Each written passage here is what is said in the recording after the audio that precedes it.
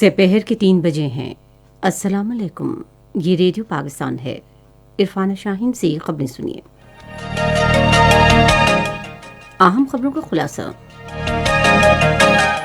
وزیر اعظم نے آج کولمبو میں تجارت اور سرمایہ کاری کانفرنس سے خطاب کرتے ہوئے لوگوں کو غربت سے نکالنے کے لیے برصغیر کے ملکوں کے درمیان تجارتی روابط بہتر بنانے پر زور دیا ہے۔ سری لنکا کے صدر سے معاونین کے بغیر ملاقات میں عمران خان نے دونوں ملکوں کے درمیان مختلف شعبوں خصوصاً زراعت، سیاحت، تعلیم اور ثقافت کے شعبوں میں تعاون مزید بڑھانے پر زور دیا ہے۔ پاکستان اور سری لنکا نے علاقائی رابطے کے فروغ کے لیے سارک تنظیم کو مزید فعال بنانے پر زور دیا ہے۔ وزیر اطلاعات نے کہا ہے کہ جمہوریت کی مضبوطی اور عوام کی فلاح و بہبود یقینی بنانے کے لیے انتخابات میں شفافیت ناگزیر ہے۔ ایک معروف بھارتی صحافی نے کہا ہے کہ بھارتی ذرائع ابلاغ کا بڑا حصہ مودی حکومت کے لیے پروپیگنڈا ہتھیار کے طور پر اور ہندو راشٹریہ نظریے کے فروغ کے لیے کام کر رہا ہے۔ اور پاکستان سپر لیگ کے چھٹے میچ میں آج رات کراچی میں کراچی کنگز کا مقابلہ اسلام آباد یونائیٹڈ سے ہوگا۔ خبریں تفصیل کے ساتھ۔ وزیر اعظم عمران خان نے لوگوں کو غربت سے نکالنے کے لیے خطے کے ملکوں کے درمیان تجارتی روابط بہتر بنانے پر زور دیا ہے۔ آج کولمبو میں پہلی پاکستان سری لنکا تجارت اور سرمایہ کاری کانفرنس سے خطاب کرتے ہوئے انہوں نے کہا کہ تنازعات ختم کرنا اور تجارتی تعلقات بہتر بنانا ہی خطے کے لیے آگے بڑھنے کا راستہ ہے۔ انہوں نے کہا کہ ہمارا تنازع صرف کشمیر کا ہے جو اقوام متحدہ کے قراردادوں کے مطابق حل ہونا چاہیے۔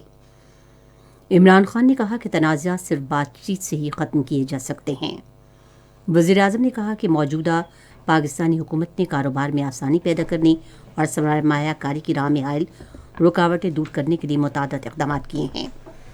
انہوں نے کہا کہ ان اقدامات کے نتیجے میں دنیا میں کاروبار میں آسانی پیدا کرنے کے حوالے سے پاکستان کے درجے میں 28 درجے بہتری آئی ہے۔ عمران خان نے سری لنکا کی تاجر برادری کو چین پاکستان اقتصادی راہداری میں شرکت کی دعوت دی جو وسط ایشیا تک رسائی کا موقع فراہم کرتی ہیں۔ انہوں نے کہا کہ پاکستان میں قائم کیے جانے والے خصوصی اقتصادی زونز میں سرمایہ کاری کے لیے تاجروں کو مراعات دی گئی ہیں۔ کانفرنس سے خطاب کرتے ہوئے وزیر خارجہ شاہ محمود قریشی نے کہا کہ آزاد تجارت کے معاہدے کے تحت پاکستان اور سری لنکا تجارت کو فروغ دینے کے مواقع بروئے کار لا سکتے ہیں۔ انہوں نے کہا کہ ہم پاکستان کو معاشی مرکز بنانا چاہتے ہیں جس کا محور امن، ترقی اور اقتصادی سرگرمی ہو اور چین پاکستان اقتصادی راہداری پورے خطے میں خوشحالی لائے گی۔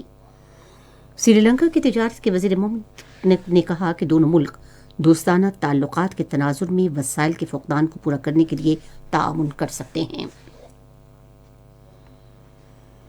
وزیر اعظم عمران خان نے پاکستان اور سری لنکا کے درمیان دو طرفہ تجارتی اور سرمایہ کاری اور معاشی تعاون بڑھاتے ہوئے پائیدار اقتصادی شراکت داری قائم کرنے کی اہمیت پر زور دیا ہے۔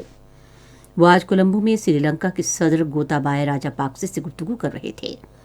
دونوں رہنماؤں کے درمیان معاونین کے بغیر ملاقات کے بعد وفود کی سطح پر مذاکرات بھی ہوئے۔ وزیر اعظم نے مختلف شعبوں خصوصاً زراعت، سیاحت، سائنس اور ٹیکنالوجی، کھیلوں، تعلیم اور ثقافت کے شعبوں میں تعاون کو مضبوط بنانے پر بھی زور دیا۔ دونوں ملکوں کے درمیان قریبی روابطی اور ثقافتی تعلقات کا ذکر کرتے ہوئے عمران خان نے کہا کہ پاکستان سری لنکا کے لوگوں کے لیے مذہبی سیاحت کا مقام بننے کی صلاحیت رکھتا ہے۔ پاکستان اور سری لنکا نے علاقائی روابط کو فروغ دینے کے لیے سارک تنظیم کو مزید فعال بنانے پر زور دیا ہے اور تمام علاقائی اور عالمی فورموں پر باہمی تعاون کے عزم کا اعادہ کیا ہے۔ یہ اتفاق رائے آج کولمبو میں وزیر خارجہ شاہ محمود قریشی اور ان کے سری لنکا کے ہم منصب دانش گوتاوردینا کی ایک ملاقات میں طے پایا۔ ملاقات میں دو طرفہ تعلقات، مختلف شعبوں میں باہمی تعاون کے فروغ اور علاقائی اور بین الاقوامی اہمیت کے امور پر بھی تبادلہ خیال کیا گیا۔ شاہ محمود قریشی نے کہا کہ گوادر بندرگاہ اور سری لنکا کی بندرگاہوں کے درمیان رابطے بڑھنے سے وسط ایشیائی ملکوں کے تجارتی مراکز تک آسان رسائی میسر ہوگی۔ اطلاعات و نشریات کے وزیر شبلی فراز نے کہا ہے کہ انتخابات میں شفافیت جمہوریت کی مضبوطی اور عوام کی فلاح و بہبود یقینی بنانے کے لیے ناگزیر ہیں۔ اسلام آباد میں آج صحافیوں سے گفتگو کرتے ہوئے انہوں نے کہا کہ حکومت ووٹوں کی خرید و فروخت کا فرسودہ نظام ختم کرنے اور انتخابات میں اہل امیدواروں کو موقع دینے کے لیے پرعزم ہے۔ پرائم منسٹر عمران خان اور ان کی حکومت اس بات پہ چٹان کی طرح کھڑے ہوئے ہیں کہ ہم نے اس فرسودہ اس خرید و فروخت کے رواج کی روایت کو بالکل جڑوں سے اکھاڑنا ہے اور ان لوگوں کو لانا ہے جو کہ اہلیت رکھتے ہوں، کارکن ہوں پارٹی کے، اور اس مقصد کو حاصل کرنے کے لیے ہم پوری کوشش کر رہے ہیں۔ ہم یہ بھی سمجھتے ہیں کہ اگر اس ملک نے ترقی کرنی ہے کہ وہ قانون ساز پارلیمنٹ میں لانے ہیں جو کہ اس ملک کی بہتری کے لیے، اس ملک کے عوام کی بہتری کے لیے کام کر سکیں۔ وزیر اطلاعات نے کہا کہ حزب اختلاف کا اتحاد و خرید و فروخت کی سیاست پر یقین رکھتا ہے اور یہ اسٹیٹس کو کی نمائندگی بھی کر رہا ہے۔ پاک فضائیہ نے آپریشن سوئفٹ ریٹارٹ کے ہیروز کو خراج تحسین پیش کرنے کے لیے تیار کیے گئے ملی نغمے کا پرومو جاری کیا ہے۔ نغمہ کل جاری کیا جائے گا، جس میں جذبہ حب الوطنی کو اجاگر کرنے کے ساتھ ساتھ اس عزم کی تجدید کی گئی ہے کہ پاک فضائیہ کا ہر جوان ہر وقت پاکستان کے دفاع کے لیے تیار ہے۔ یہ خبریں آپ ریڈیو پاکستان سے سن رہے ہیں۔ بھارت کے ممتاز روزنامے دی ہندو سے وابستہ ایک معروف صحافی نے مودی حکومت کی براہ راست سرپرستی کیے جانے والے پروپیگنڈے اور بھارتی ذرائع ابلاغ کے ایک مخصوص حلقے کی جھوٹی خبروں پر گہری تشویش کا اظہار کیا ہے۔ اخبار کے گروپ ڈائریکٹر نارا سمہان رام نے ذرائع ابلاغ کے کردار کے حوالے سے ایک مباحثے میں خطاب کرتے ہوئے کہا کہ بھارتی ذرائع ابلاغ کا ایک بڑا حصہ مودی حکومت کے پروپیگنڈے اور ہندو راشٹریہ نظریے کے فروغ کے لیے ہتھیار کے طور پر کام کر رہا ہے۔ انہوں نے کہا کہ پولیس کی جانب سے توہین آمیز الزامات اور غلط معلومات سمیت جاری کی جانے والی جھوٹی خبروں کو نامعلوم ذرائع سے منسوب کیا جاتا ہے۔ نارا سمہام رام نے کہا کہ یہی وہ پروپیگنڈا ہے جو اس وقت غالب ہے۔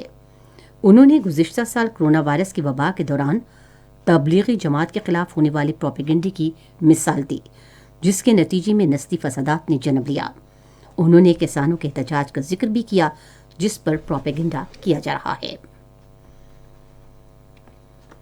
بھارت میں کسان رہنما راکیش ٹکائت نے خبردار کیا ہے کہ اگر مودی حکومت نے نئے متنازع زرعی قوانین واپس نہ لیے تو پھر احتجاجی کسان 40 لاکھ ٹریکٹروں کے ساتھ دہلی کی جانب مارچ کریں گے۔ سکار راجستھان میں یونائیٹڈ کسان مورچہ کی کسان مہا پنچایت سے خطاب کرتے ہوئے انہوں نے کہا کہ ان کے مطالبات تسلیم نہ کیے گئے تو وہ بڑی کمپنیوں کے گودام بھی گرا دیں گے۔ بھارت کے غیر قانونی زیر قبضہ جموں کشمیر کے اضلاع اسلام آباد اور پلوامہ میں بھارتی فوج نے محاصرے اور تلاشی کی پرتشدد کارروائیاں کی ہیں۔ قابض فوجیوں نے پلوامہ اور شوپیاں کے اضلاع کے مختلف علاقوں کا محاصرہ کیا اور گھر گھر تلاشی لی۔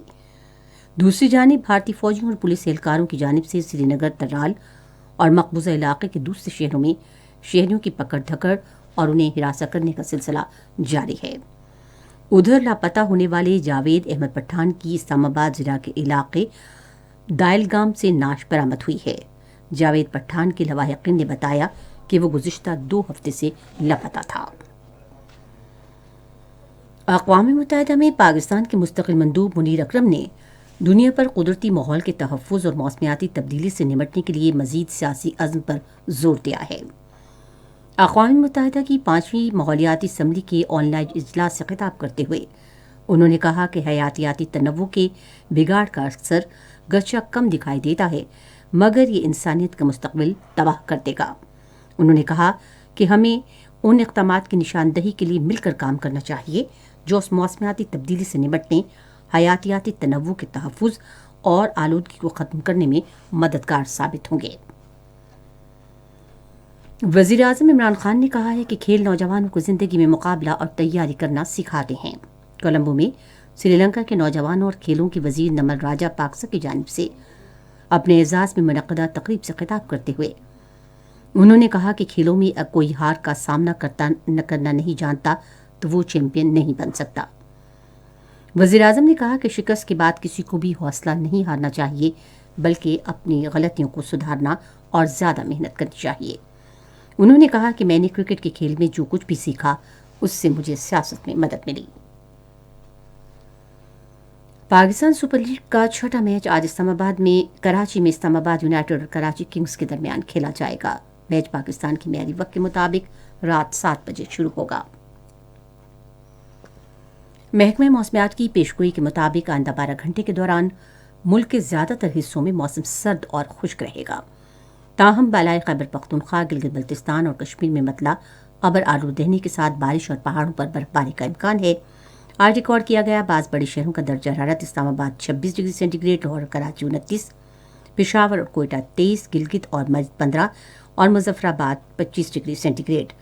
भारत के गैर कानूनी ज़ेर कब्ज़ा जम्मू कश्मीर में अनंतनाग, शुपियां, पुलवामा, बारामूला, श्रीनगर और लेह में मतला जुज़वी तौर पर अबर आलूद रहने के साथ हल्की बारिश का इम्कान है, जबकि जम्मू में मतला जुज़वी तौर पर अबर आलूद रहेगा। खबरें ख़त्म हुईं। मज़ीद खबरों और तज़्ज़ियों के लिए हमारी वेबसाइट है radio.gv.pk और फेसबुक के link radio Pakistan news official पर आप हमारी इन खबरों की बराह रास्त वीडियो स्ट्रीमिंग भी मुलाहिज़ा कर सकते हैं।